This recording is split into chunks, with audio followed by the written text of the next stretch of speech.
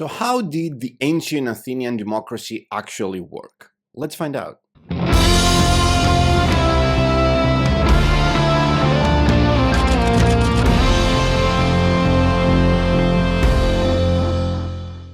Hello everybody, my name is Stavros. I'm a professor of international relations and an advocate for democracy. And I've written a couple of books about democracy as a form of government, which is really different than what we know as of today in the so-called West. Democracy is something different than parliamentarianism or republic as we know it. The presidential systems or the parliamentary systems of the West have nothing to do actually with democracy. They have more to do with an oligarchy. And because of that, I thought that it would be extremely valuable for people to know the history of why the Western world, and not only that, other countries as well, we ended up with a country, with a political system in our countries which is related to an oligarchy, if we need to be accurate as political scientists, and not democracy as a system. So let's see why. Well, actually, I've written a book. This is the book. It's called Gods of Democracy, and it's a short book. You can see right here. Well, not that short, I guess. You can find the link for the book down below. And it's a book that you can order online if you want to. I did a research for more than 20 years now about political systems in the West, about ancient political systems, not only in Athens, but in other city-states of the ancient Greek world, the ancient Hellenic world, but also about other forms of political forms in antiquity, like in ancient Rome, etc.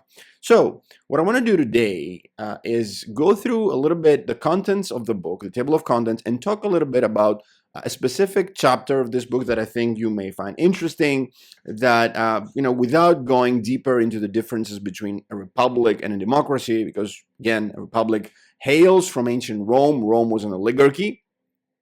Well, so instead of going into the details of these differences between the republic and the democracy and the democratic form of government, what I'm going to be doing today is I'm going to be talking a little bit about a chapter in this book that has to do with the Athens factor and why democracy was born in ancient Athens, which is really interesting from a historical point of view. So let's see I'm going to go quickly through the chapters here, as you can see. So the first chapter of this book has to do with I'm going to be giving some definitions of the term democracy, what it is, but also the mythological aspects of democracy. How did mythology led to democracy, and why the Athenians, how the ancient Hellenic myths, supported and strengthened and empowered democracy as it is. So the first chapter, called From Myth to Polis, we talk about the city-state of Athens, the city and its people, gods, titans, and humans. All of that actually have a lot to do with the cultivation and proliferation of democracy in the Athenian world, because in the Greek world, because democracy was not only constrained in ancient Athens, then mythology and democracy, and then the best form of government, providing the necessary definitions here in this first chapter. So the second chapter has to do with the Athens factor. I'm going to be talking more about this chapter in detail in this video, so I'm going to be skipping quickly to the third chapter, which is named The Dark Myths of Ancient Athens. This chapter talks about the urban myths that we have been taught about the ancient Athenian democracy, and we are trying to debunk these myths. And you'll find out if you read the book that yes, these myths can be easily debunked, such as, was there party rule or rule by the people, in the sense that were there any political parties in ancient Athens, and if no, why was that? Then the Athenian woman, everybody is trying to belittle ancient Athenian democracy by talking about the place and the lack of rights of the women, and also the status of slaves.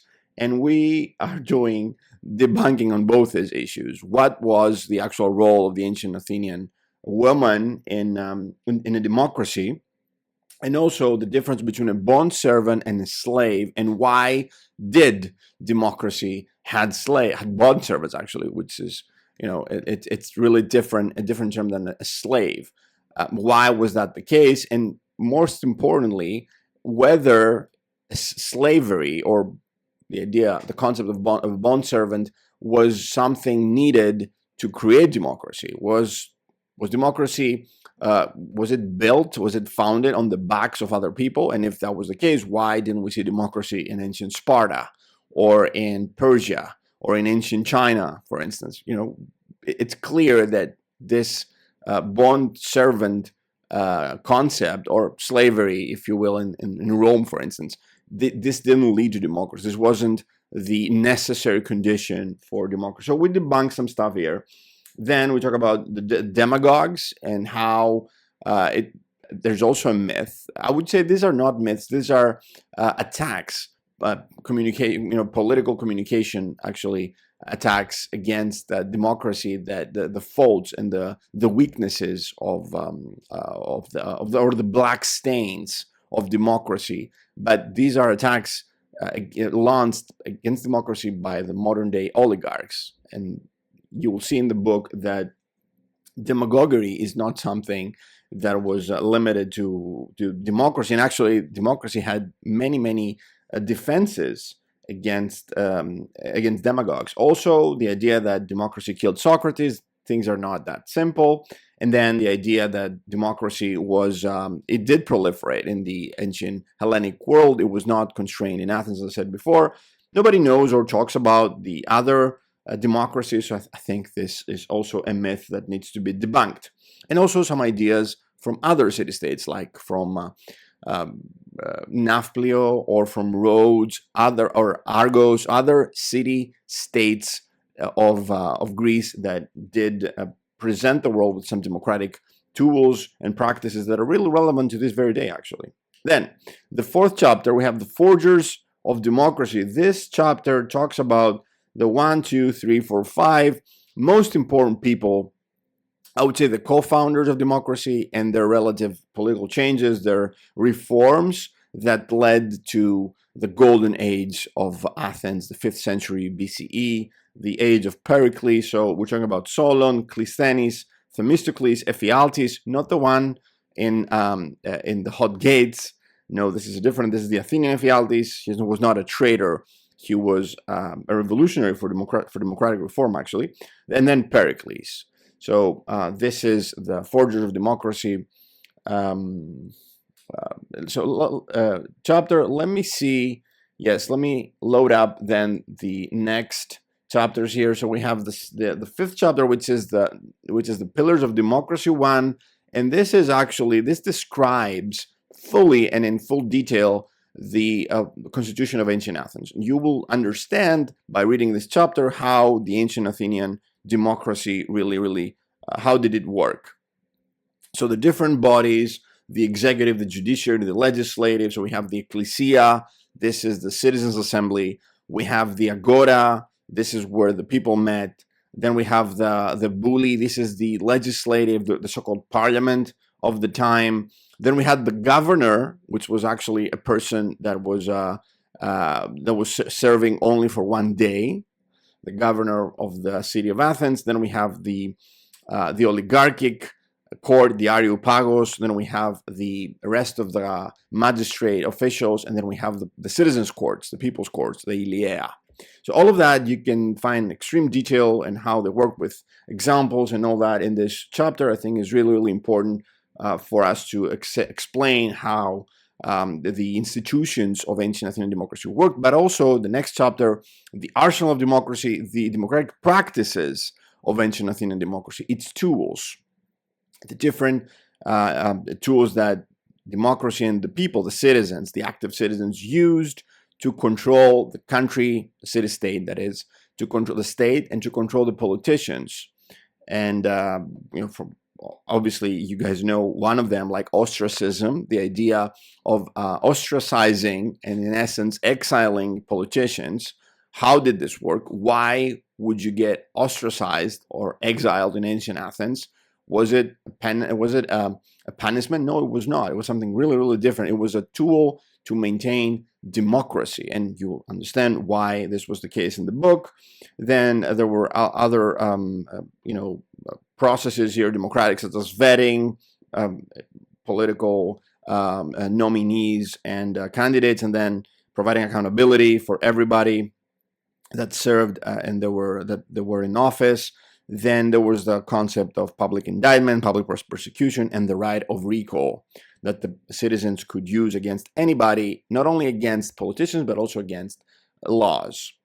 Then we get to the more historical, meaty, and neat and gritty chapters of the book. The Last Breath of Democracy, chapter 7, has to do with Athens or the Hellenic world versus the Roman Republic, and how the Roman legions basically took over the Hellenic world, but also they dismantled democracy and they enforced the republic, a republican form of government, which is parliamentarianism.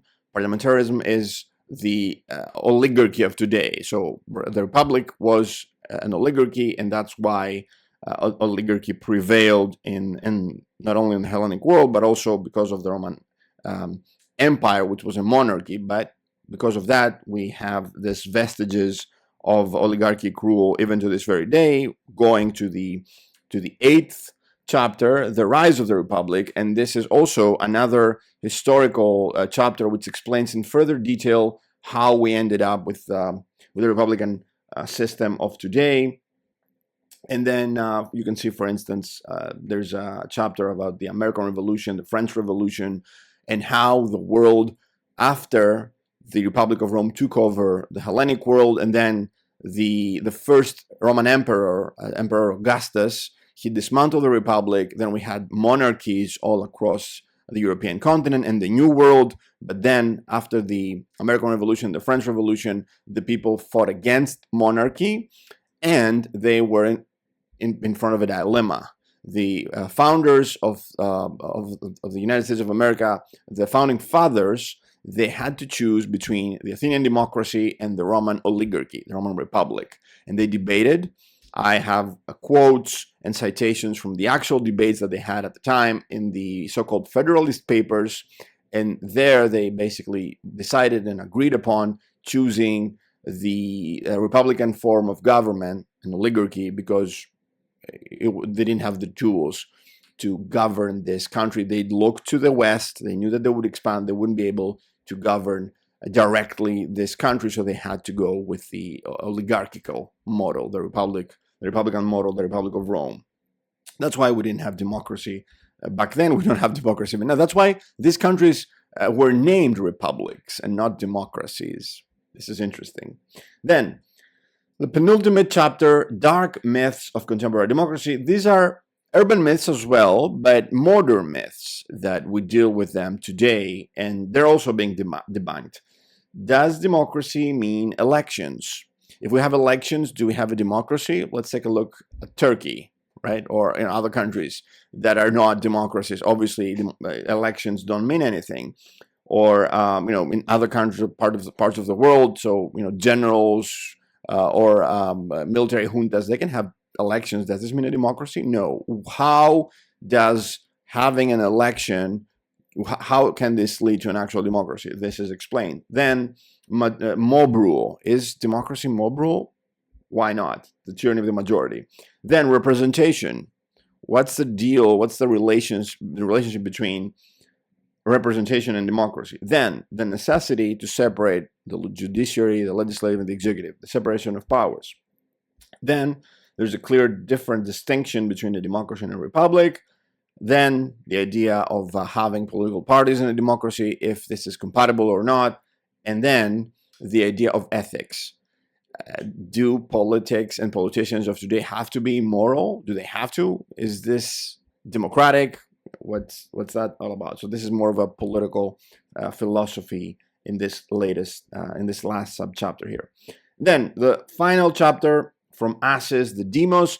This is, I would say, the more hopeful and inspiring of all of the bunch of all the chapters here. We talk about modern, contemporary democratic tools and practices from across the world. From the U.S., from Brazil, from Switzerland, obviously. So we have the democratic referendums, the citizens' assemblies. We have participatory budgeting practices. We have town meetings, and we have the tools of impeaching officials and recalling laws.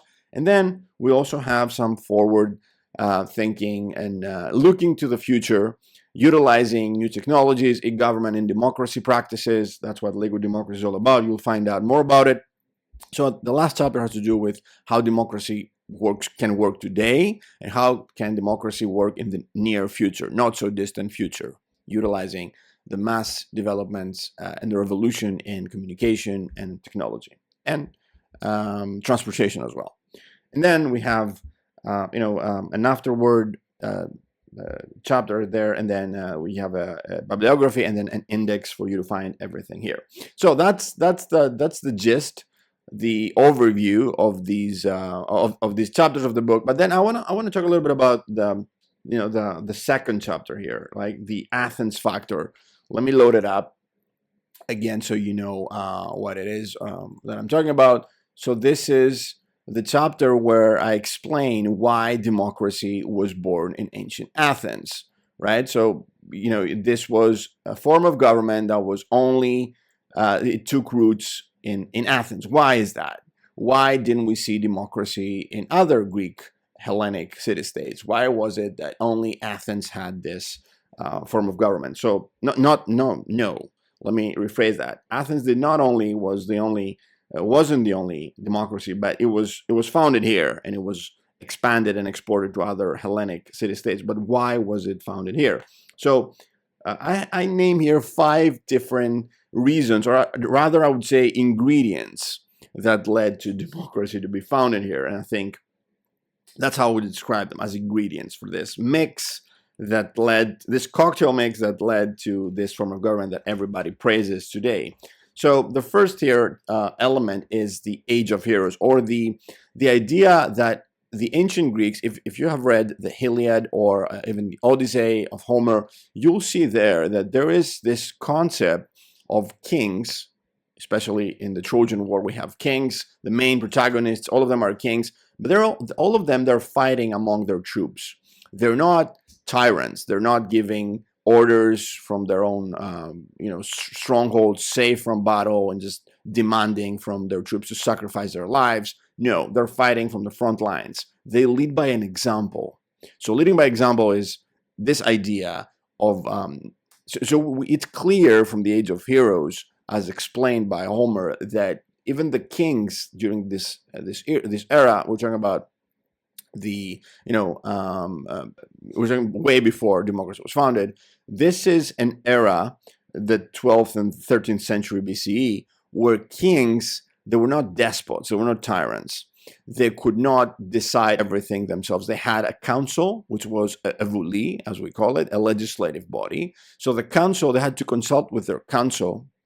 Most of the times there were elder men that were consulting with the king, but they had to consult the king. And then after making a decision, the king had to go to the people, the agora, the citizens' assembly, if you will, and the king would notify the people of their own decision, but he would gauge on the reaction of the citizens. If the citizens started reacting negatively, the king would go back on his track and maybe even change his policy. So there was a reciprocity. There was a relationship between both the king and his counselors, but also the king and his citizens. So this relationship was what led to the idea and this institution of democracy. And these institutions, both the Vuli and the Citizens' Assembly, they became institutionalized. In ancient Athens, we had a king. The most famous one was Theseus, who slew the Minotaur. And gradually, we see the institutionalization of both the Vuli and the Areospagos as bodies who took powers from the king.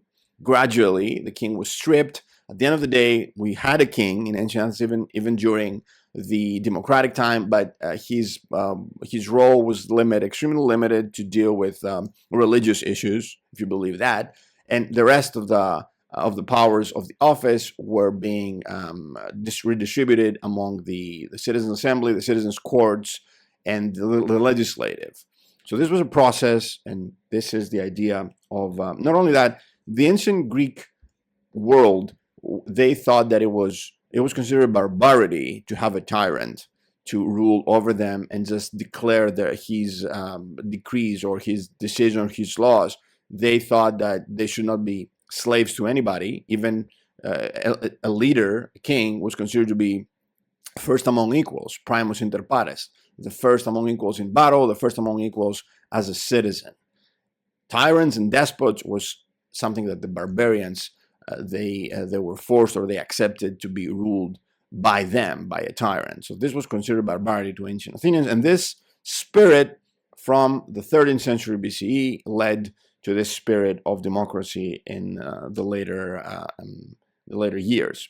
So this is a basic ingredient for the whole of Hellenic world that we need to note here. Then moving on, we have the audacity of philosophy. Philosophy is really, really interesting, really, really important, I would say rather.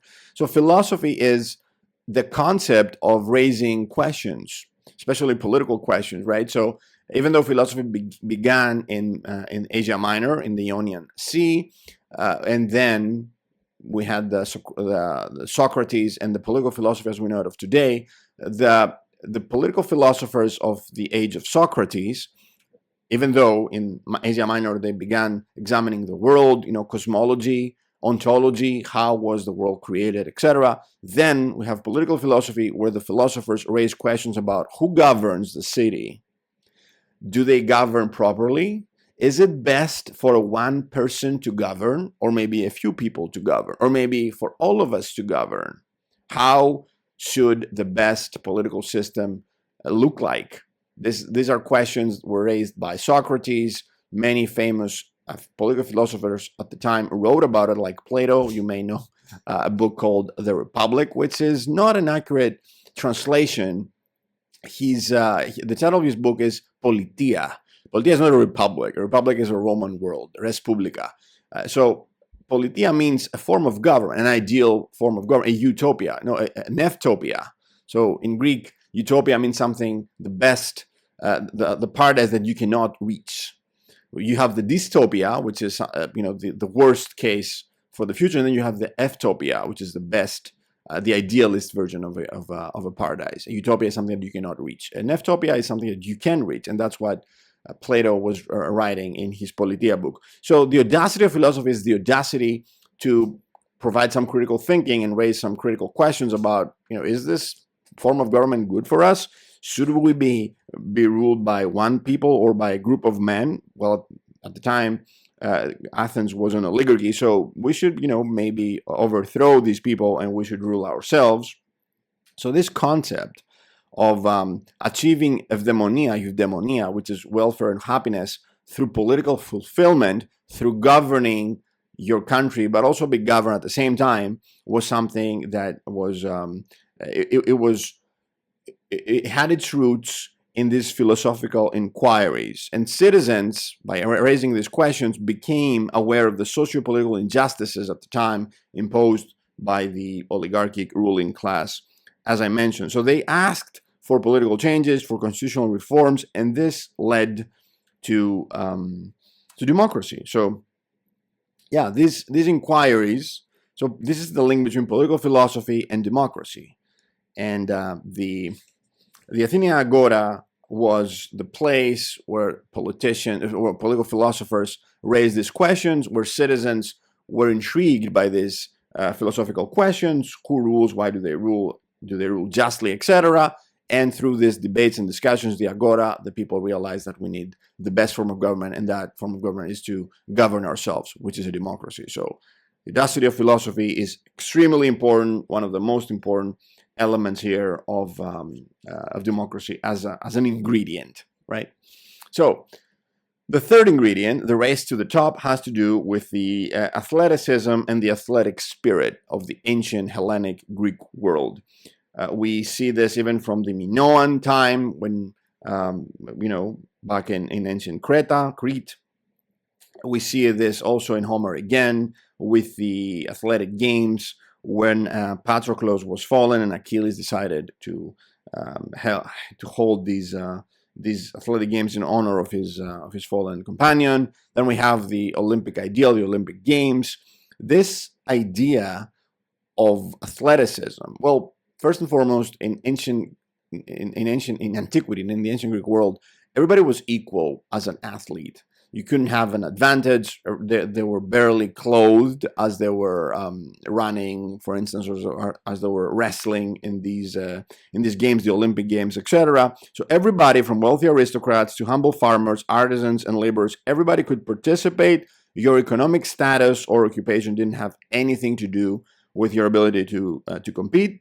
And for the lower economic classes, especially, the material rewards of these prizes were important, but also they could use, for instance, the Olympics. If you were an Olympian, if you won the games, you would not only gain an amount of wealth by participating as a prize, but also you would make your city-state famous, and this was political capital for you to go back into your city-state, your home city-state. You could get into politics even if you were a low-born citizen. So this was an opportunity for people to become important political players in their city-state. But also, I'd say one really important element here, in order for us to understand the link between the athletic spirit and democracy, is the idea of competing, and the idea of not only being equal as they participate in these games, but of competing in the sense that the people would like to improve themselves, to fight. It's a struggle, right? And they competed in the athletic field, and then democracy led them to compete in the political court. So there's this link here, this idea of making sure that your body is healthy. And the first schools in ancient Greece began in the gyms. The ancient gyms, the wrestling schools, what were called palestre, they evolved into general education institutions. So the place where people were wrestling and fighting, and the place where athletes met, these were the places where you had gymnasiums. Gymnasium is a Greek word which means a gym. That's why we have gymnasiums, high schools, let's say, and their roots is based on this. So the link between athleticism and education is clear here. So athleticism led to education and competition as well, healthy competition, and the idea of competitive spirit. This led to the idea of debate as well. So there's a clear link here, and you will find all about it in the book. The link between the Olympic Games, the rest of the ancient Greek games like the Nemean Games, the Panathenaic Games, which leads us to Athens, and how these games led to this democratic spirit. This athletic spirit of ancient Greece was far more than a form of physical training or cultural activity. It was the foundational institution in the formation of citizens. Healthy citizens, strong of character, noble competitiveness, and a commitment to justice, equality, and civic participation. This was the synthesis of body, health, education, and civic responsibility. Fair play as well. And excellence, striving for excellence.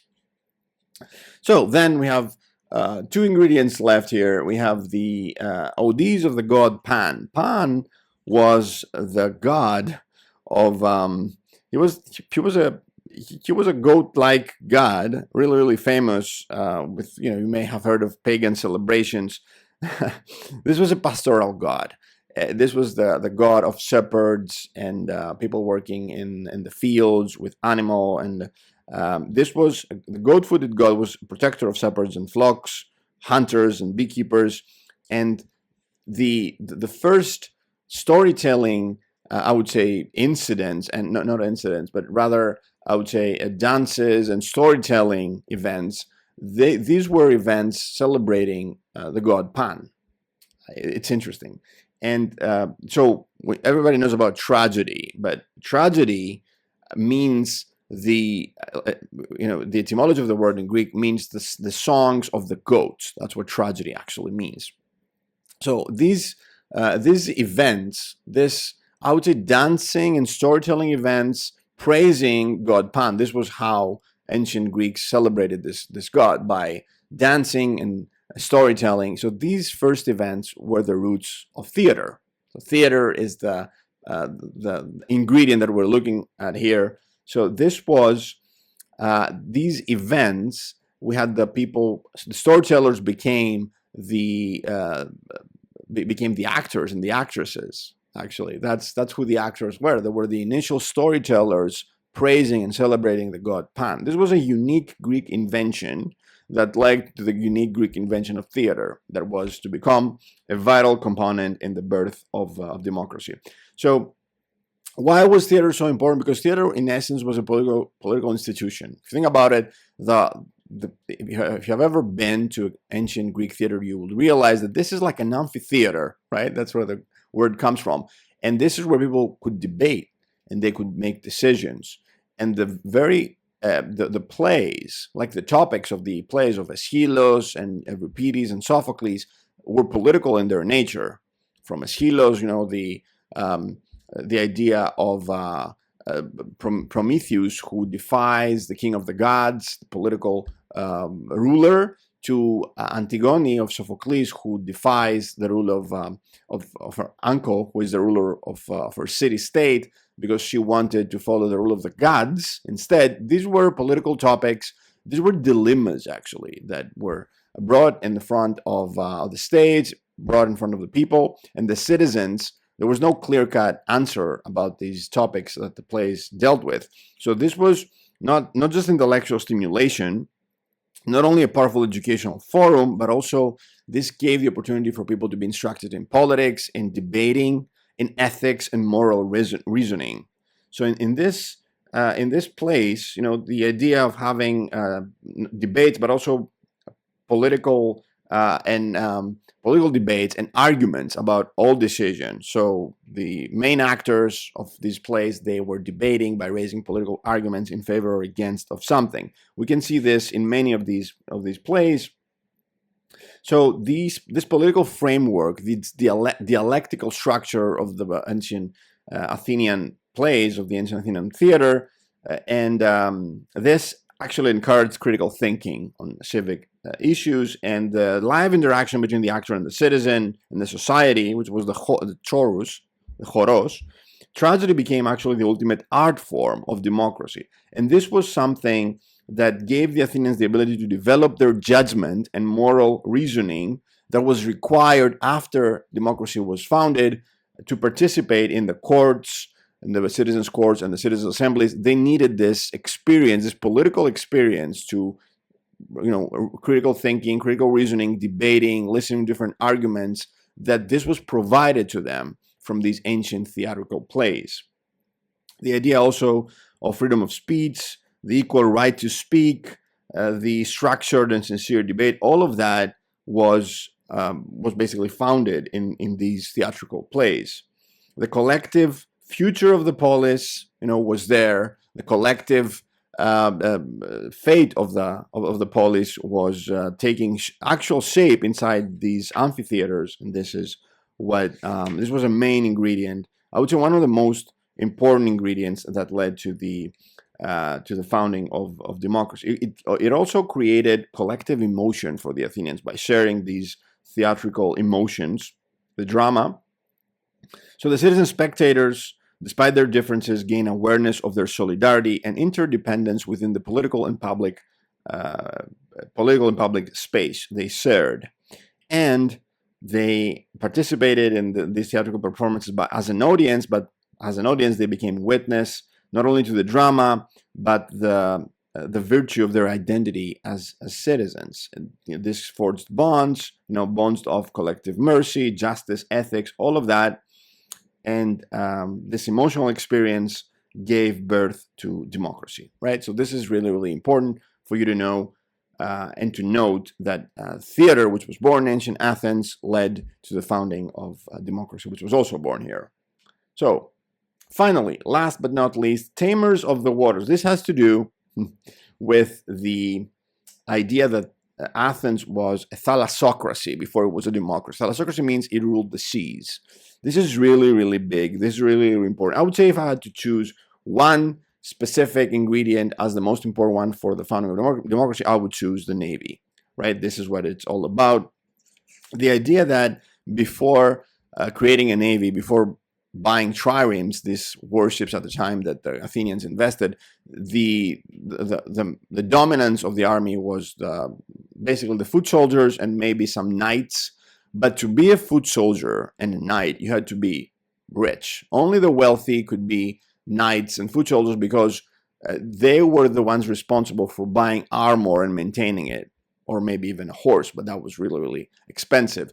So because of that, all the people that were serving in the army, they had to pay for their arms and shield and all that, and their spears, and that's why they were only the wealthy who participated in wars and campaigns.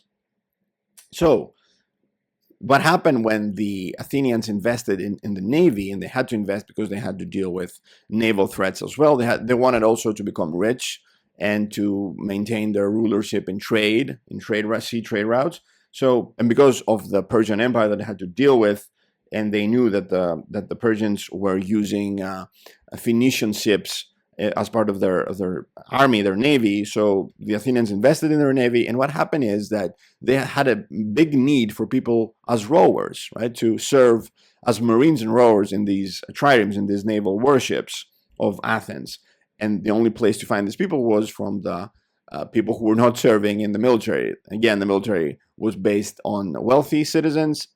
That means that they had a big need for a big amount of sailors, that these people were not rich and they came from the lower classes. So the poorer classes, they became the backbone of the city's navy and the city's military might. When they did become members of the army and the navy, this meant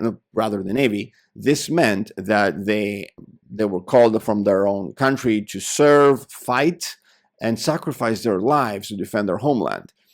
The people realized, yes, we were poor, now we are sailors, we serve in the navy, we are called to fight and defend the homeland and sacrifice ourselves.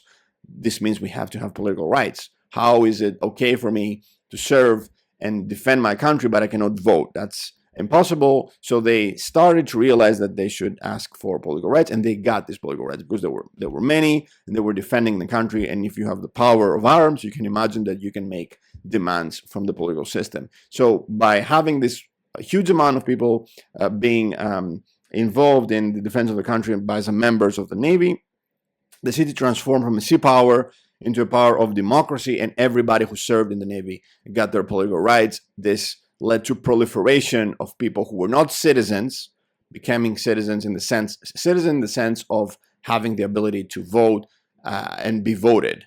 So this idea is pretty big, the idea of the navy leading to democracy in Athens. So this is only a chapter, and again, I only touched upon the rough ideas of this chapter of why democracy was born in Athens. You'll find more, again, about the history of democracy, how did it work, and how does it work today. All of that in this book that you can find down below the link to buy it from all across the world. That's it for today, guys. Thank you. Keep raising the black, and I'll see you in the next one.